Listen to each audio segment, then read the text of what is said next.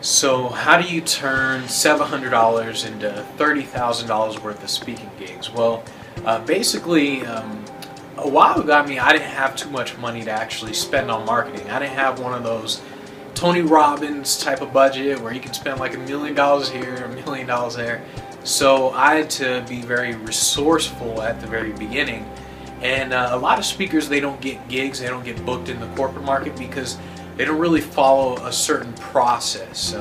A lot of times you hear advice like you need to give your clients value and you need to have a great speech and things like that. And sure, you need to do that, but none of that actually helped me get on stages. I wanted to get booked on corporate stages. So I realized that there's kind of this process, like 3 steps that you have to go through in order to, I guess you could say, turn $700 into $30,000 or more worth of gigs. But basically, a lot of speakers, they think it's about their content. They focus on their message, and maybe they'll have a blog and they'll post a lot about their blog, or well, they'll post on their blog, and they focus too much on the message and their content. But that's a small part. That's not the part that actually gets you booked on corporate stages. So the 3 things was, number 1, visibility, 2, context, and 3, content. First, they have to know about you, because if they don't know who you are, if they have no idea who you are, then obviously you're not going to get booked. And then you have to have the right context around you. So you need to have the right image around you, the right packaging. I mean, think about content in this term. A lot of people say, like, be persistent in the self-help world. They're like, oh, be persistent, things like that. Well, those words coming from a normal speaker, it doesn't really matter that much. But if you take the same words, and if they came from guys like Bill Gates and Warren Buffett and Richard Branson, if they said, hey, be persistent and things like that, then the context around those words have changed, because hey, it's Bill Gates saying it, it's Warren Buffett saying it. So the content is the same. The content is be persistent. But the context has changed, because now Bill Gates is saying it versus a random speaker. So first you have to be visible. They have to see you. Then you have to have the context around you. So you don't have to obviously be Bill Gates to do that, but you can be like really entertaining. You can have the showmanship. That's why guys like Les Brown, he's just entertaining. He just has a showmanship. That's why Tony Robbins got so big. I mean, are you on TV? There's a context that you can have online, to where they go to your website, they see, oh, you've been on TV, they see, oh, you're in front of big crowds, things like that. That's what's going to convince the event planners to really hire you.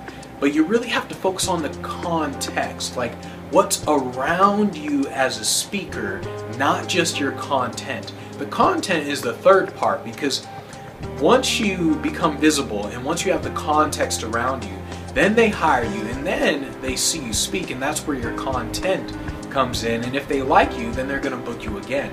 So how do you really turn the $700 into $30,000 worth of gigs? Well, you have to start at number 1.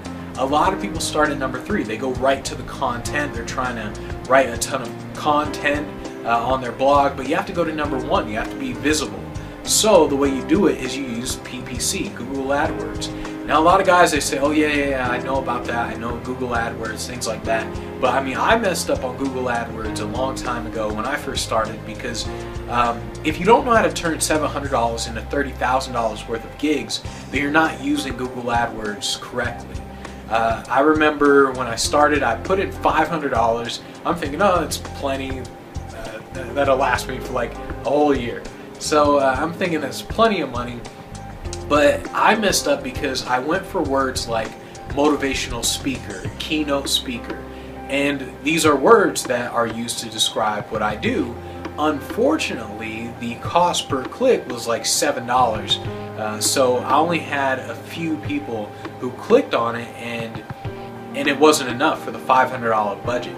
So if you learn how to use pay-per-click, you're getting the right visibility, and you have to know how to use it right. Like I said, once you know how to use it right, then you can take $700 and get $30,000 worth of gigs. And what I mean is, if your speaking fee is at $10,000, all you need are 3 gigs. You put in $700 into Google AdWords, all you need are 3 gigs out of that, and you got your 30 grand. So, I mean, when I did it, I mean, I was getting anywhere from like 5 to 10 grand for gigs, and I was getting hired by all these Fortune 500 companies like Remax, AAA. I mean, when I was doing it right, I was getting hired by all these Fortune 500 companies, getting on the stages.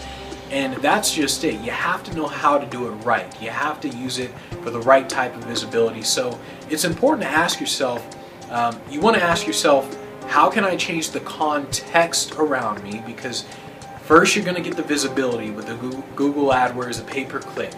Then they're going to go to your website. They're going to see your videos.